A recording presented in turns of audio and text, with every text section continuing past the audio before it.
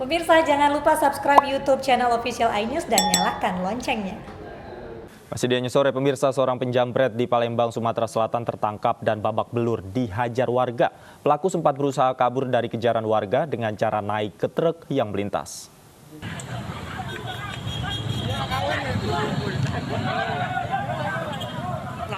Inilah video amatir ketika penjamret yang berusaha kabur dari kejaran warga dengan naik ke truk tanah yang melintas sehingga membuat kemacetan. Warga berhasil menangkapnya dan mengeroyoknya. Namun pelaku segera diamankan oleh polisi yang berada di lokasi. Penjamret yang merupakan residivis ini beraksi ketika melihat seorang perempuan sedang bermain HP di pinggir jalan. Dirinya menjamret karena ketagihan judi online. Ini gara-gara nyengok dia main HP di jalan tuh kan, dibocok motor jadi di beloi. Ada setan yang ngisi ya. Sudah tuh kamu berapa kali ini aksi ini?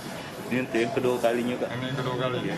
Yang pertama ketangkap ya? Iya, takut dulu. Itu apa duitnya? Duitnya untuk judi online ya? Rencana duit itu apa ya? Iya. Judi online ya? Jadi kita ketagihan judi online ya? Iya kak. Main jenis apa itu? Slot kak. Main poker. Pencurian dengan kekerasan. Barang Pada bukti saat yang itu barang bukti yang mana adalah satu buah handphone ini yang diambil tersangka dari kantong saku korban saat sedang melintas dengan mengendarai R2 sepeda motor. Pemirsa, Satpol PP kembali menggelar razia pedagang kaki lima di kawasan Pasar Tanah Abang, Jakarta Pusat. Razia diwarnai oleh kepanikan pedagang hingga jualan mereka berserakan.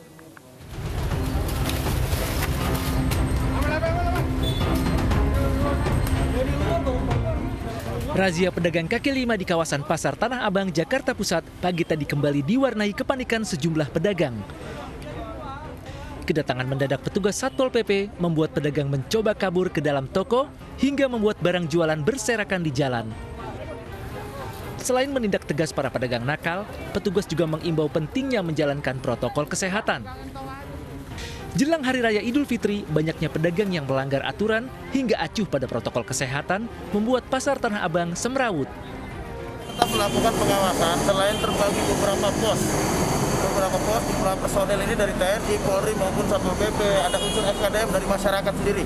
Jadi kita melakukan pengawasan, ada juga tim tindak yang selalu memonitor. Selain ada beberapa pos, ada tim yang memutar, monitor. Rencananya razia serupa akan terus digelar petugas hingga di penghujung bulan suci Ramadan agar bisa tetap menjaga ketertiban wajah Pasar Tanah Abang.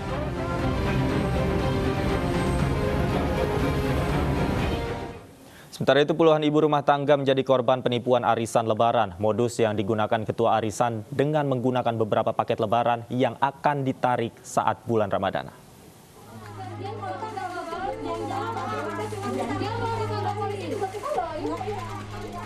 Puluhan ibu rumah tangga ini kesal dan menuntut Heni Haryani, ketua arisan paket Lebaran, untuk kembalikan uang yang telah disetorkan selama 1 tahun. Bahkan ada juga ibu rumah tangga yang menangis histeris berharap mendapatkan uang besar saat Lebaran dari arisan, justru dirugikan jutaan rupiah. Itu katanya bilangnya itu hilang, diambil maling, sedangkan katanya dia ngambil maling itu katanya mau beli amplop doang. Kata rumah nggak dikunci, dia keluar. Nah sedangkan dia keluar, pas dia masuk seakhirnya orang di sini pada nggak terima dong, duitnya hilang. Coba lihat ada CCTV di luar, ini kan keluar aja stempel. Ketua arisan menyatakan uang anggota arisan Lebaran hilang dicuri di rumahnya. Ya kan posisinya tadi di kamar, Pak. Ya itu tadi kan asumsinya pada begitu, inilah itulah. Uangnya hilang 2 tas. Uangnya hilang, Bu? Iya, tadi kan udah ada polisi juga ke sini kan. Lapor kehilangan. Hilangnya berapa, Bu, yang hilang? Ya kurang lebih totalnya ya. Sementara kasus ini ditangani petugas Polsek Bekasi Timur dan Polres Metro Bekasi Kota. Dari Bekasi, Jawa Barat, Rahmat Hidayat, iNews melaporkan. Polisi mendalami dugaan tersangka kasus sate beracun merupakan istri siri oknum polisi. Pihak Polresta Yogyakarta hingga kini menunggu bukti-bukti adanya nikah siri. Dugaan pernikahan siri oknum anggota Satreskrim Polresta Yogyakarta dengan tersangka kasus sate bersianida didalami penyidik Polres Bantul. Pemeriksaan sedang dilakukan terhadap oknum polisi secara lisan. Hingga saat ini yang bersangkutan menyatakan hubungan dengan tersangka sate beracun sebatas pelanggan dan pegawai salon.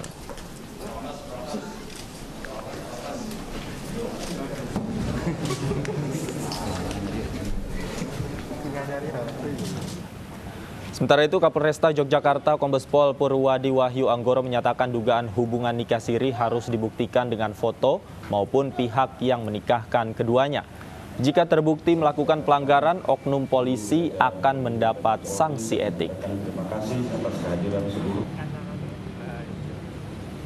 Pada nikah siri kapalnya harus ada buktinya. Kalau hanya sekedar omongan kita belum bisa buktikan. Foto, misalnya foto, terus yang nikahkan siapa harus ada. Kalau hanya sekedar isu di luar, kita belum menanggapi. Masih nunggu bukti dulu. Termasuk untuk hasil penyidikan di Polres Bantul itu ya Pak? Ya, karena proses di Bantul semuanya di mereka, kita nggak ada. Ya.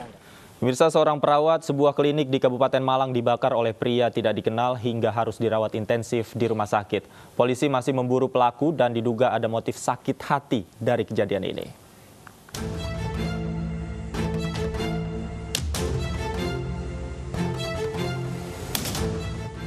Inilah klinik Bunga Husada di Desa Arjowilangun, Kalipare, Kabupaten Malang, di mana Eva Sofiana Wijayanti menjadi korban pembakaran pria tidak dikenal. Akibatnya, wanita 33 tahun ini menderita luka bakar serius hingga 60% di sekujur tubuhnya. Polisi masih menyelidiki kasus ini dengan memeriksa sejumlah saksi. Polisi kini memburu terduga pelaku yang terekam CCTV, termasuk mendalami dugaan adanya motif sakit hati dan cinta.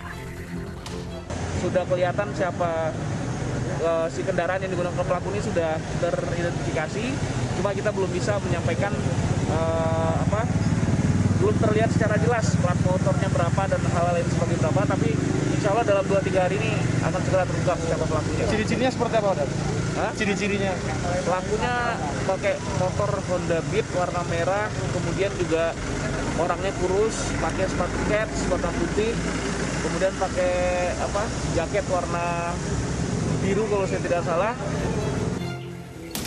Sementara itu, pihak keluarga mengaku terkejut saat mengetahui Eva menjadi korban pembakaran orang tidak dikenal. Sepengetahuan keluarga, korban tidak memiliki musuh dan tidak ada yang janggal dari perilaku korban dan suaminya. Nggak ada apa-apa, masalahnya kan apa ngarani itu. Terus lek ono masalah kok bareng terus medino metu ya wong loro. Buka bersama apa jenenge iku lho. Ngabuburit ya wong loro setiap sore no. Malah nang update status itu apa jenenge setiap sore duli-duli nang ini nang warung-warung ngono lho. Enggak ada masalah permasalahan di akhir-akhir waktu ini, Pak. Pihak keluarga enggak tahu masalah itu. Tinggal di Insiden pembakaran ini terjadi siang hari saat klinik sedang sepi. Korban yang sedang beristirahat tiba-tiba didatangi pria yang tidak dikenalnya. Pelaku yang wajahnya tertutup masker kemudian menyiram korban yang sedang duduk dengan cairan diduga bensin, lalu menyulut api.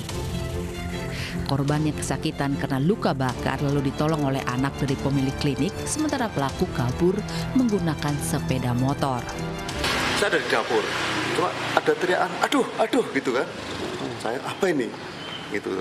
Terus kemudian semakin lama semakin keras, dia keluar sini. Aduh, tolong mas. Nah, dia udah kebakar sini. Loh, kenapa kamu? Kenapa, Pak? Nggak tahu, Mas. Gitu. Nggak tahu, jadi, loh kenapa? Ada yang bakar aku dikasih bensin, disiram terus dicumut, Mas. Loh, siapa yang melakukan? Sudah lari. Aduh, gimana sih ini? Nah, gitu, terus dia bilang gitu, ya, terus saya, di sini kan masih kebakar nih. Terus tak tepuk gini sama matikan. sendirian pada waktu itu sama Pak? Saya sendirian. Yang terbakar tuh bagian mana aja, Pak? Ini sudah keriting gini, mukanya sudah melepuh. Masih ada api, Pak? Masih ada kebul-kebul. Eva Sofiana Wijayanti masih dirawat intensif di Rumah Sakit Waga Husada Kepanjen Malang. Eva memiliki 2 anak yang berumur 8 dan 5 tahun yang sengaja oleh keluarga tidak diberitahu musibah yang dialami oleh ibunya agar tidak trauma.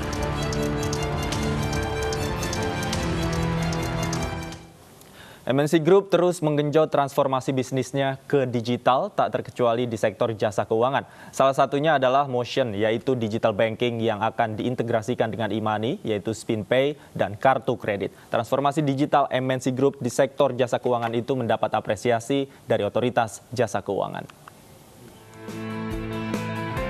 Penyedia jasa keuangan nasional harus bisa menjadi tuan rumah di negeri sendiri di era teknologi digital saat ini. Inilah yang dilakukan MNC Group yang terus menggenjot transformasi bisnisnya ke digital. Salah satunya adalah mengembangkan Motion, yakni digital banking yang akan diintegrasikan dengan e-money, yaitu SPIN dan kartu kredit dengan target 30 juta akun pengguna. Eksekutif Chairman MNC Group Haritanu Sudibyo dalam Manajer Forum ke-56 MNC Group mengusulkan pemerintah membuat satu perusahaan network provider. Itu saya rasa kalau kita gelar 5G, digital financial product akan terbang. Jadi layanan seperti mobile digital banking, termasuk fintech yang lain, ya semua termasuk. Pada akhirnya kan banyak sekali produk-produk finansial itu bisa terjangkau ke seluruh masyarakat Indonesia, bahkan sampai pelosok-pelosok dengan high speed internet.